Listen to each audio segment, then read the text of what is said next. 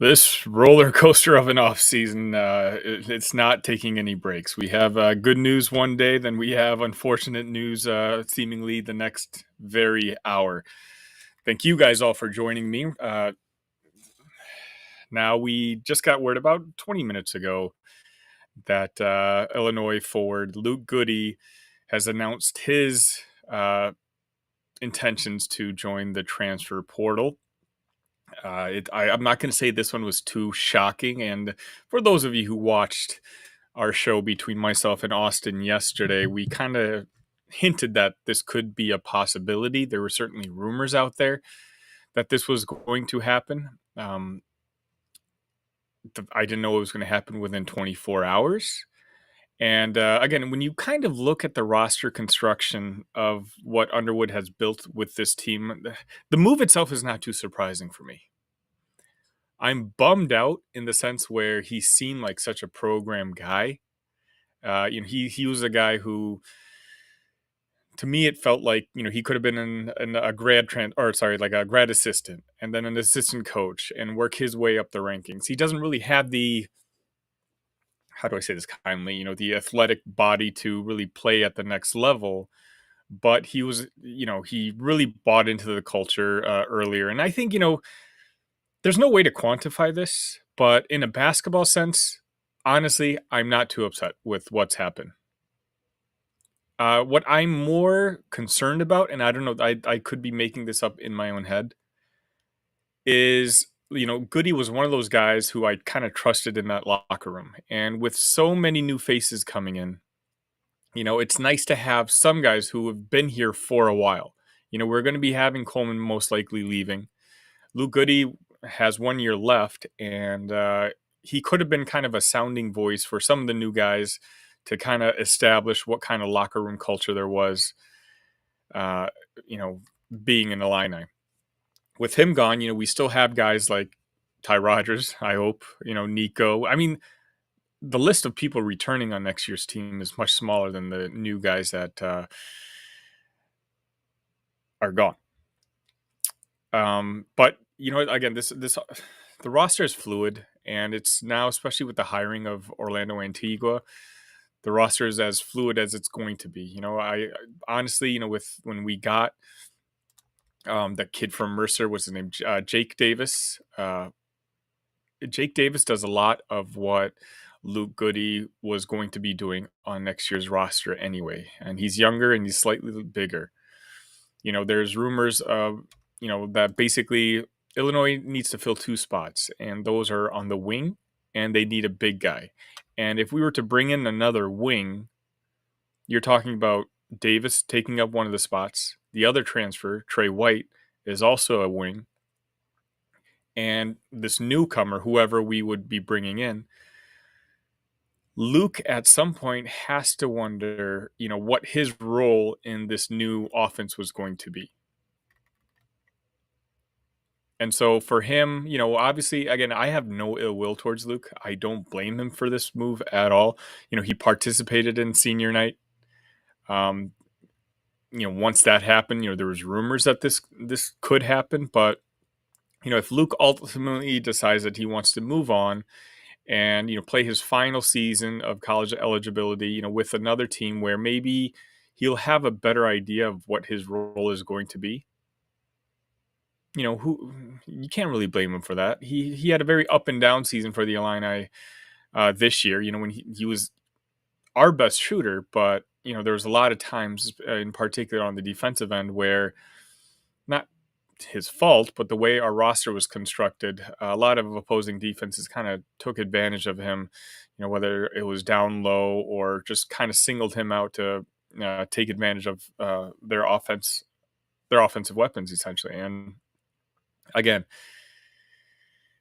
it's unfortunate. This is kind of what the college basketball universe looks like everywhere outside, a couple spots like, West Lafayette and whatnot. It's you can see what Brad Underwood wants to do. And with it, stuff like this is going to happen. I don't think it's going to happen as drastically next season. With the way Brad is building his roster, the transfers coming in now have years left. The guys that we brought in last year were guys who were grad transfers essentially, who basically we knew were going to be one and done, and so we were replacing those guys. But the hope is, 2 years from now, Boswell will be able to return. A Trey White will be able to return for a second season, and all of a sudden, this intense roster turnover that we're going through this particular offseason, which I know, it's got to be. I mean, us as fans, we got to be stressed out a little bit. I know I am. I can only imagine what the coaching staff is feeling like, but you know what? I trust those guys. With Brad, Tim, Jeff, and now Orlando, like those guys are paid a lot of money and have a proven record of success. And so if they feel like this is the best way to build their roster for this upcoming season, I'm going to trust them. I love Illini fans. We have 95 people on a Monday at 10:43 a.m. Watching us on all different platforms. If this is your first time here, this is what I try to do. I try to jump on as soon as there's any Illini news, as long as I can have someone watch the little ones running around. I just like to talk back and forth with you guys. Let me know what you guys think in the comments. Let's just go back and forth for about 10-15 minutes. Talk about where he could go. What names we've been hearing in the transfer portal now that Orlando is intact. Make sure you hit that subscribe button, though. I know it's annoying when I say that, but again, it really does help. Yesterday, you guys helped us reach 800 subs, and I can't tell you how much I appreciate that. And just checking in right now, where are we at? We're at 820 now. So thank you so much. Getting so close to our goal of 1,000. Jay, thank you for checking in. He says, work your magic, Orlando. Yeah, I mean, conversations are already being had. And, I can't be clear enough when I say that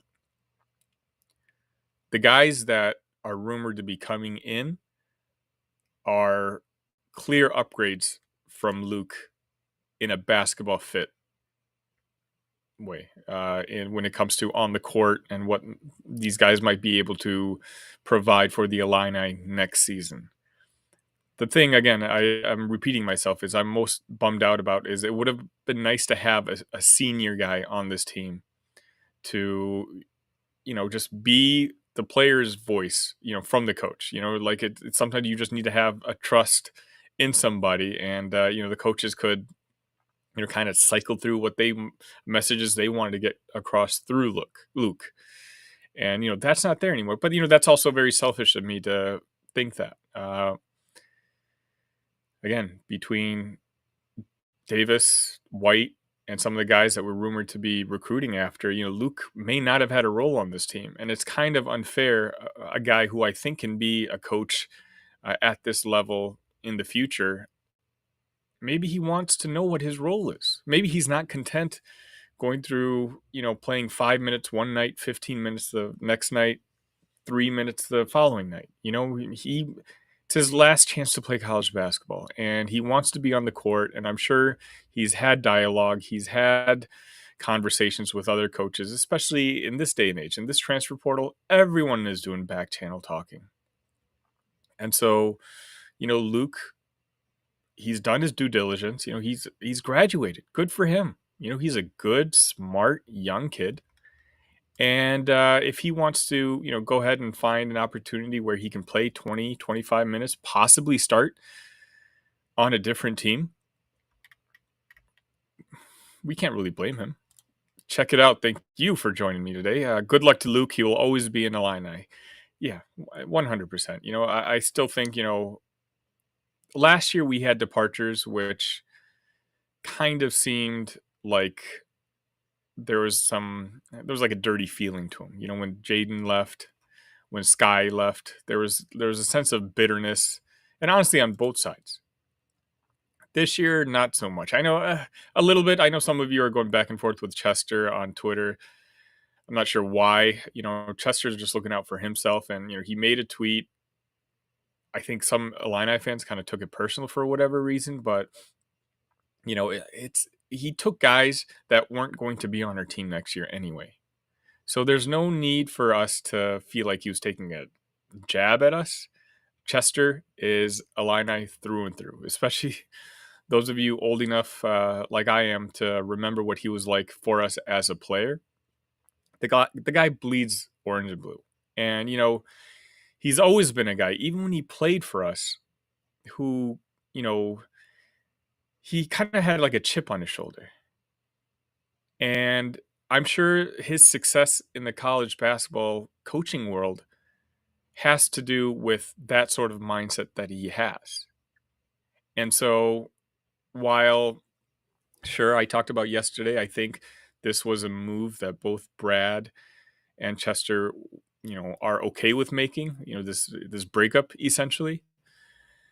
I don't think ultimately, at the end of the day, Frasier feels any less about his alma mater than he did before he got hired. Things didn't work out here now, but they've worked out for everyone involved at this point. Chester's got a great situation in Western West Virginia. He's brought two of his recruits, guys who believe in him, and we just got in one of the top assistant coaches in the country. So I mean, honestly, everyone's happy.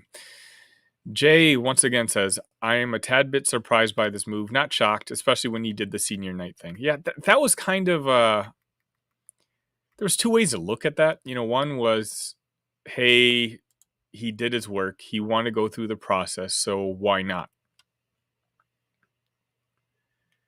But the fact that he did do this also kind of opened the door that something like this might be happening.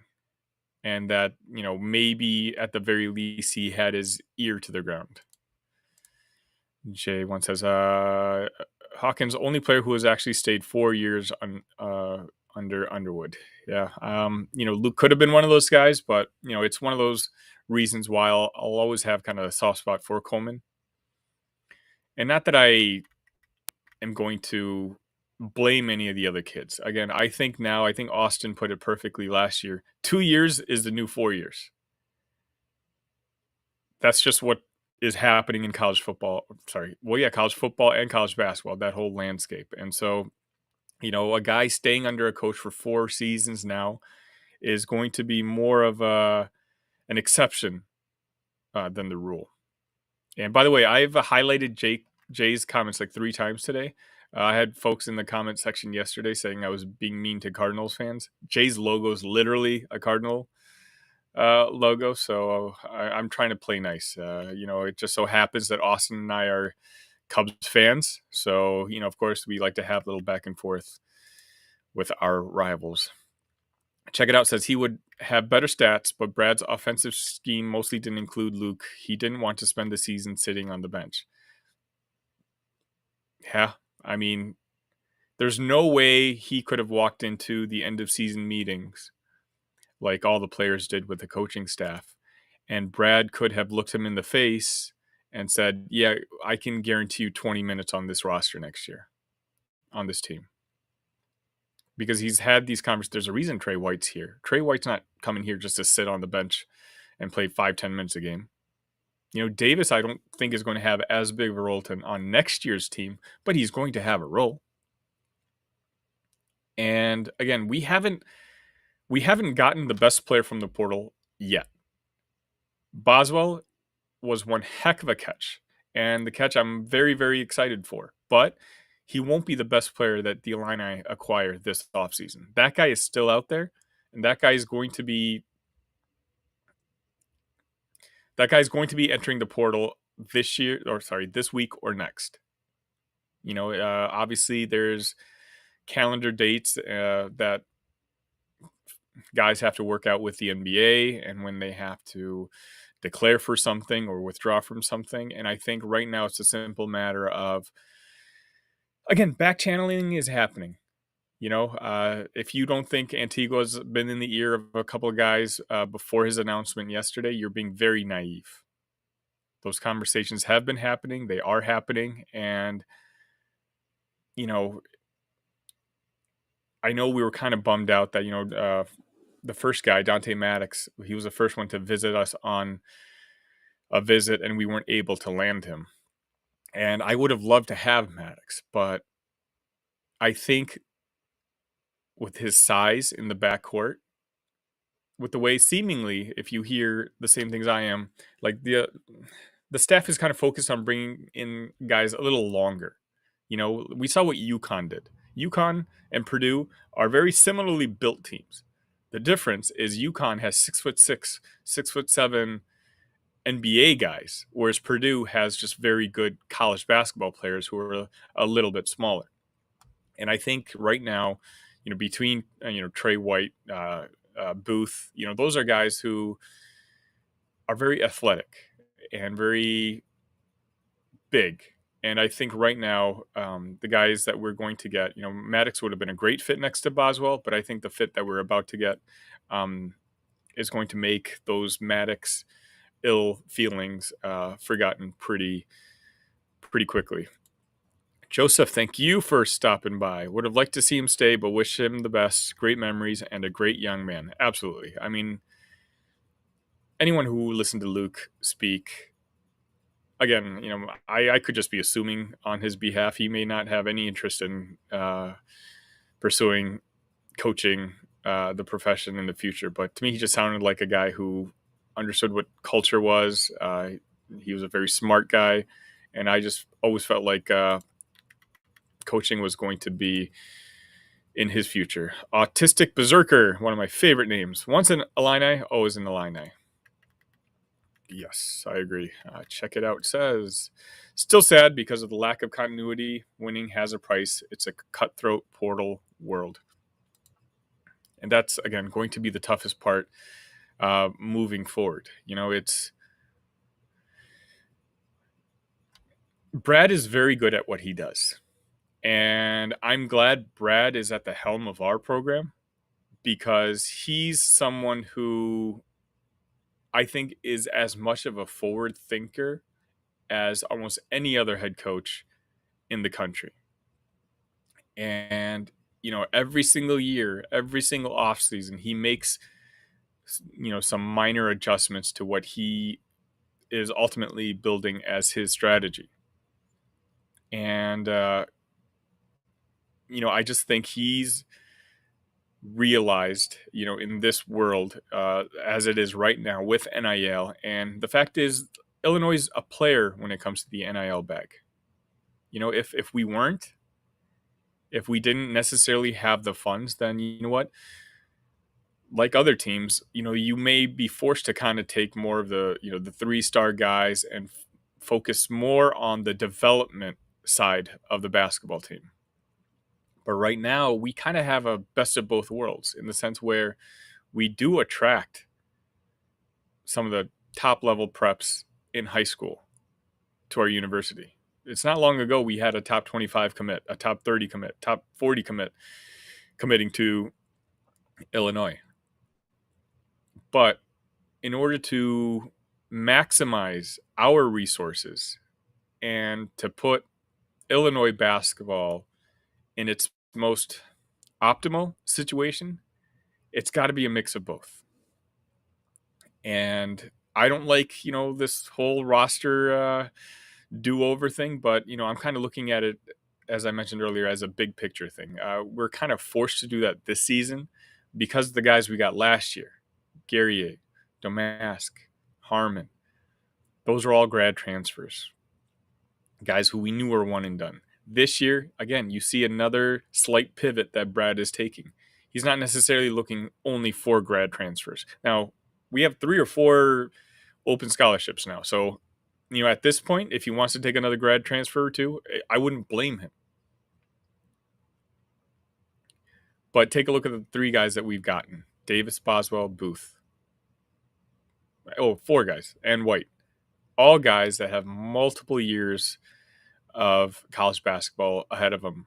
And I think that's Brad kind of hedging, trying to meet in the middle, trying to figure out what the balance is when it comes to roster construction. We've had up to 304 people watching today. Again, if you're watching for the first time, do me a quick favor. Just hit that like button, hit that subscribe button. I'm here to chat it up with you guys for another 5 minutes or so. We're talking about Luke Goode announcing his departure. Actually, I don't think he's announced it yet. I think just some of the insiders have made the announcement on his behalf. I'm sure he'll send out a thank you message at some point. We haven't really talked about where he's going. Anytime Luke did anything in the Big Ten conference games, it was talked about, how Indiana never offered him and how, that was just something that they were kicking themselves over. Just common sense Indiana has had a fire offseason. They've been spending a lot of money and they've brought in a lot of the top transfers that have been available in the transfer portal. What they haven't done is brought much shooting. What's Luke very, very good at?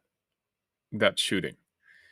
And I can see, the narrative of, just bringing the hometown kid back home. They need him. They're obviously willing to spend money. That's a team I think that could promise him 20, 25 minutes a game, which is, again, we talked about that's not something we can do here. I made a couple mentions of this on Twitter. If you follow me at IlliniCast, if you aren't already, but some other guys mentioned Notre Dame as a possibility, and logically speaking, that makes sense too. You have Shrewsbury, who's one of the best coaches in the country, and it's also in the state of Indiana. Luke is very academically focused, as proven by the fact that he graduated early and he walked his senior night a couple months back. And guess who's got a fantastic business program? Notre Dame. And it's still somewhat of a homecoming. And again, if I was a kid who wanted someone to maximize my abilities, I would play for a coach like Shrewsbury. Mike Woodson, not so much. I'm not sure so much. But check it out. Thank you for chiming in again. There was a recent rumor about Luke at an Indiana gathering. I haven't heard that, but Luke has familial ties to the Hoosiers. I forget the names exactly, but he's got ties to that program. Again, that's kind of why a bigger deal was always made about the fact that they didn't offer him.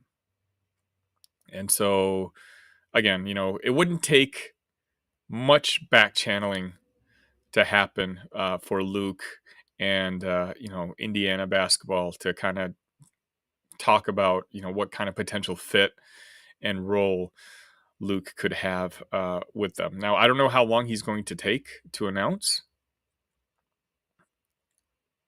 If it's done, you can probably hear about it sometime this week. We'll see, I guess, if he's going to take any official visits. You can kind of get a sense, if Indiana's the first visit, then you can kind of guess that they can probably lock it down right then and there. But, if he decides to go to Notre Dame first, if he decides to, go to a place like St. Louis, they're making a lot of moves with their new head coach, then maybe it's not as locked in as I'm guessing. I don't know. For me, again, I'm just kind of connecting dots. These rumors about Luke, entering the transfer portal have been out there essentially since senior night. It seemed to have calmed down for a while, but over the past week, and again, if you watched the show last night where we talked about the Orlando Antigua hiring, I brought his name up like 3 or 4 times. I'm doing my best to kind of subtly hint something could happen. I didn't know it was imminent, but oh, okay. So Mile High, thank you for chiming in. He already announced he's leaving on Instagram today. Thanks for letting me know. Obviously, as soon as it happened, I basically just hopped on here, so I'm not catching up on social media. My promise to you guys was anytime there was Illinois basketball news, Illinois football news, I'm going to try to create a little platform as quick as I can to jump on and we can talk about it a little bit. But So please, again, hit that subscribe button. But at the cost of that, I'm sitting here talking to you guys. So I don't see what's happening on Twitter as we're talking. I kind of count on you guys to update me if there's something I'm missing. Jeffrey, thank you for joining me this morning. Morning, Sonny. Sad over losing another EDG. You're going to have to let me know what that means. I don't know if it's too early in the morning. I didn't get to finish my coffee because of how early this happened. But yeah, once again, Luke Goode to the transfer portal. I think now we're just keep your eyes open for some of the bigger names announcing the entrance of a transfer portal. Or see, my bad. Rick, thank you for pointing this out. And my apologies to you, Jeffrey, for not figuring it out myself. EDG, everyday guy. This is why I love you guys.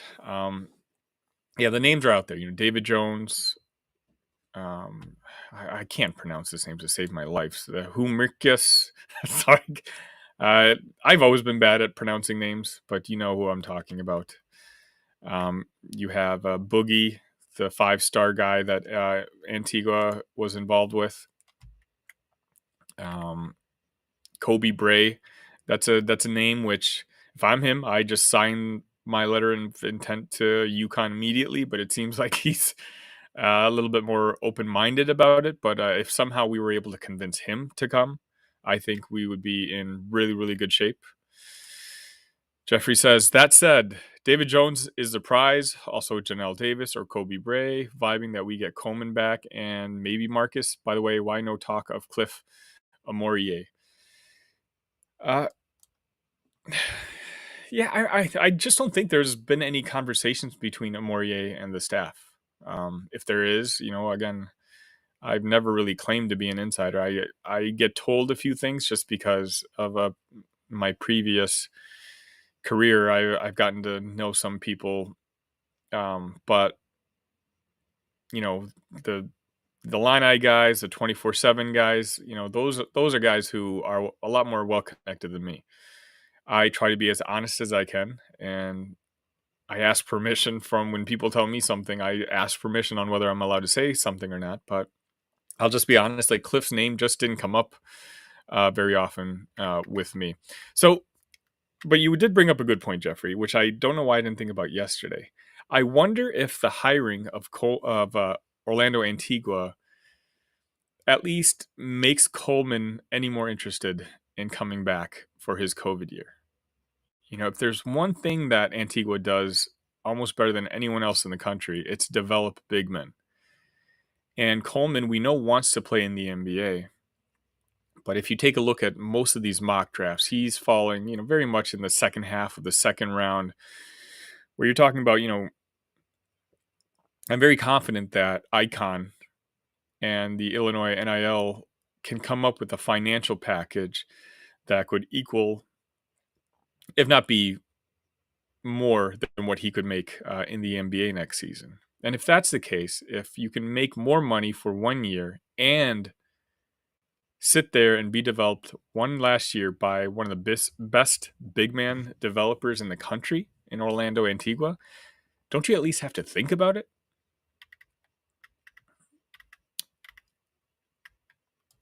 Jeffrey says 50% from 3 with Bray. Yeah, I would love Bray.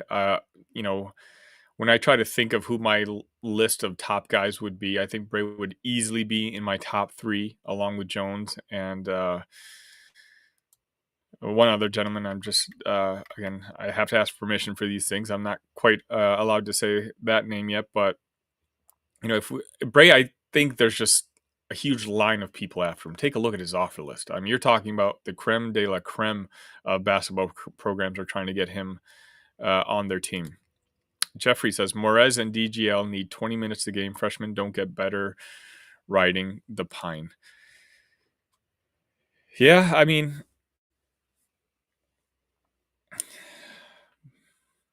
Morz, I think the fact that he's a freshman, I think 15 minutes a game would be an optimistic scenario for him. What does that mean? I don't know. I hope he seems like a guy. I mean, obviously, he committed years ago to Brad. So he seems like he understands the culture and what it takes here. But I hinted at it yesterday. I think the ideal scenario for Morz is next year the team might take a slight step back. Slight. I still think we can finish the top 3, top 4 in the conference. But another year of development for Boswell, for White, for Booth. And then you have a sophomore jump for Morz, who, again, I think at his peak, in his second year in college, could be one of the best players in the conference. That's a team that can make a run towards the national title. And I think ultimately, that's what we all want. Autistic Berserker says, I always expected Coleman back. He's one of those guys where, I've called him before. He's a generational troll, and I love him for it. But, he goes back and forth on even the hints that he gives, whether he's playing in the NBA or whether he didn't want to play at Oregon's court next year anyway, or, I don't know if he knows what he wants to do. I just know him and his dad are very in tune with each other, and they've had these conversations before. And any suggestions I make are just from my perspective. And Jeffrey says, Janelle Davis, I'm going to try to say this name again, Humricus. I'm embarrassing myself at 11 in the morning on YouTube. I haven't heard anything about Davis. Davis would be an awesome story just because we know about his admissions issue at Michigan. And, supposedly, and again, I'm not saying I know this for sure happened. The Michigan people tell you this is what happened. But, Shannon had his issues with admissions department over there in Michigan. And you saw what he did in an Illini uniform. So to kind of run it back with Janelle Davis would be fun. And Humricus, he's a guy, yeah. He's one of the guys I think, I don't know if Philip, thanks for trying to help me out. Humrick House. Humrick House. Okay, I'm going to work on that. He's one of the guys who I know the staff is interested in. And so, which is why I think if I know this, guess what? Luke Goode knows this. And so, between Davis, Hummerkaus, White, those are guys who kind of all do bits and pieces of what Luke Goode does. And so, again, this is why ultimately, I'm not too upset. Jeffrey says, hope 3-year-old mini Sonny is doing well. Yeah, he's upstairs with his iPad right now, hopefully, I think. Probably watching Illini Cast. And so, son, if you are not subscribed, hit that subscribe button for Papa. All right, I meant to do this for 15 minutes, and we're already at 34 minutes almost. I have 52 people watching on YouTube. If you have any comments, if you want to go back and forth and talk about something, I'll stay on for another minute or two. Please leave a message there. Again, on your way out, hit that like button, hit that subscribe button. I'm on standby at this point. I think we're, we might be receiving some unfortunate news on the football end sometime this week. And if that happens, I'll be here. Hopefully Brett can make a assistant coach hire. We still need a defensive backs coach. And if that happens, I'll be here. Hopefully I'll be able to bring in one of the armchair Illini guys with me. They're smart guys. They know a lot more than I do. I just happen to be the one who is able to go on and talk to you guys. But Jeffrey says ILL, INI, sir. And I think that's going to be it for now.